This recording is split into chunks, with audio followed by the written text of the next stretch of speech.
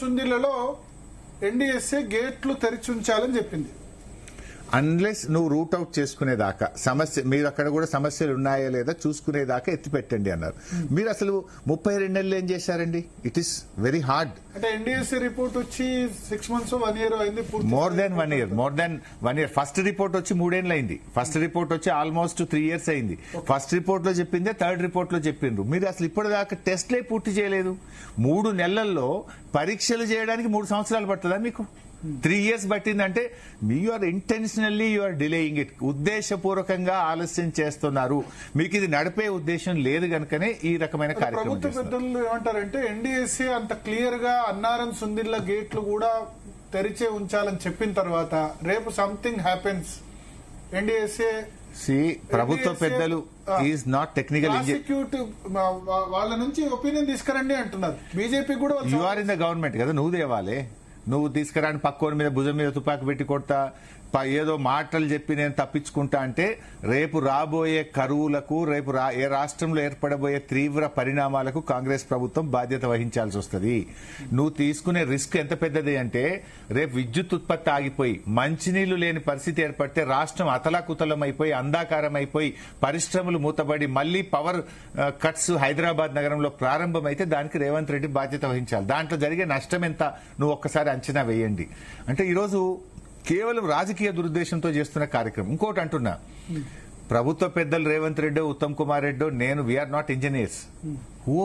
ఎవరు చెప్తున్నారు మీకు? తెలంగాణ నీటిపారుదల శాఖ ఇంజనీర్లు నీళ్లు ఎత్తుదాము అని మీకు ప్రతిపాదన ఇచ్చింది.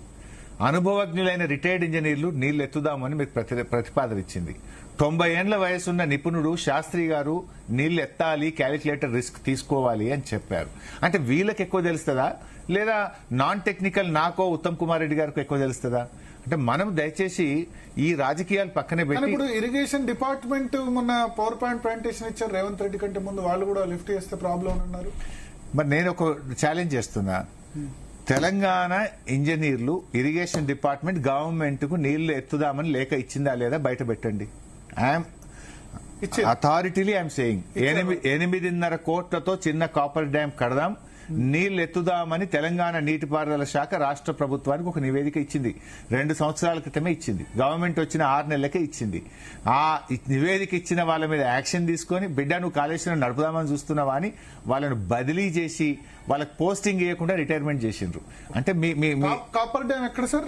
మేడిగడ్డ ప్యాకేజ్ 7 ఏదైతే మనకి పిల్లర్లు పోయినాయో అక్కడ సమ్మర్ లో కూడా చిన్న కాపర్ డ్యాం వేసుకుంటే మనం సమ్మర్ లీన్ ఫ్లోస్ లో ఇప్పుడున్న 16,000 20,000 ఇట్లాంటి లీన్ ఫ్లోస్ లో కూడా నీళ్లు ఎత్తొచ్చు, సెకండ్ క్రాప్ కు నీళ్లు ఇవ్వచ్చు అని చెప్పి అప్పటి నీటిపారుదల శాఖ డిపార్ట్మెంట్ కు లెటర్ ఇచ్చింది. కానీ వీళ్ళు కావాలని ఆ లెటర్ ను తొక్కి పెట్టారు. ఇప్పుడు రిటైర్డ్ ఇంజనీర్లు కూడా అంత స్పష్టంగా చెప్పారు, వాళ్ళని జైలుకు పంపుతా, బెల్ట్ తో కొడతా అనబట్టే. ఇంకెవరు మాట్లాడతారు ఇట్లా మాట్లాడితే? నేను జైలుకు పంపుతా, బెల్ట్ తో కొడతాను ఒక ముఖ్యమంత్రే మాట్లాడితే, పాలకుడే మాట్లాడితే నిపుణులు నోరు తెరుస్తారా? ఇంకా నిపుణులు చెప్తారా మాకెందుకు వచ్చింది అనుకోరా? ప్రభుత్వంతో కొల్లుడు అయిపోయినారు. ఇక మాట్లాడినోడల్లా కొల్లుడైతావు. అదే ఇంజనీర్ల రిపోర్ట్ పట్టుకొని నువ్వు అసెంబ్లీలో అప్పటి రిటైర్డ్ ఇంజనీర్లు ఇట్లా చెప్పిండ్రు అని చెప్పి మమ్మల్ని బ్లేమ్ గేమ్ చేసినావు కదా. అంటే నీకు అవకాశం అనుకూలంగా ఉంటే ఆ నిపుణులను వాడుకుంటావు.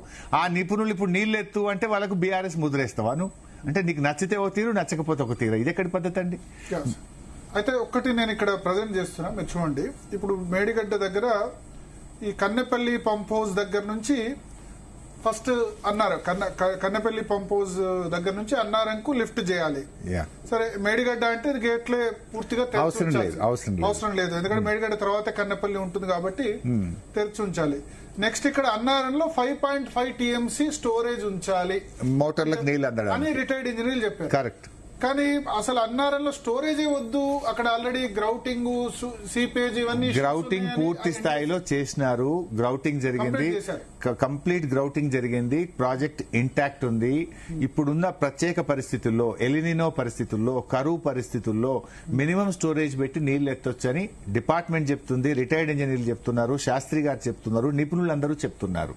మీరు అది ప్రయత్నమే చేయకుండా ఉద్దేశపూర్వకంగా చేసి ఇప్పుడు ఈ లెక్కన ఇంకా 2 ఏళ్లైనా ఇదే పరిస్థితి మీద, ఇంకా 2 లైన్లైనా రిపేర్ చేయరు. తర్వాత మళ్ళీ జూలైకి చేస్తూ ఉంటారు. అసలు టెస్ట్లే పూర్తి కాలేదండి వీళ్ళు జోకు. మీరు చూడండి, మళ్ళీ బీఆర్ఎస్ వచ్చినాక మేమే చేస్తాం.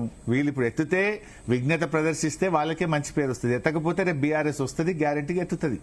అదేమి ఆపేది కాదు. కాకపోతే ప్రజలు సఫర్ అవుతారు, రాష్ట్రం సఫర్ అవుతుంది అనేది మా బాధ. సో ఇప్పుడు అన్నారం దగ్గర 5.5 టీఎంసీలు పెట్టాలంటే గేట్లు ముయ్యాలి అన్నారు. Yes.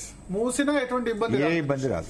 నెక్స్ట్ సార్ సుందిళ్ళ దగ్గర 8.83 కెపాసిటీ అయితే ఇక్కడ కూడా 3.3 టీఎంసీ పెట్టాలి. ఎస్. సో ఈ సైమల్టేనియస్ గా పంప్స్ రన్ కావాలి. ఇప్పుడే నడిచినాయి అండి, గతంలో కూడా నడిచినాయి. ఇప్పుడు మీరు చెప్పిన పాయింటే, అక్కడ 5.5 ఇక్కడ 3.3 రెండు కలిపితే 8.8 అంటే 90,000 టీఎంసీలు 1,00,000 టీఎంసీ.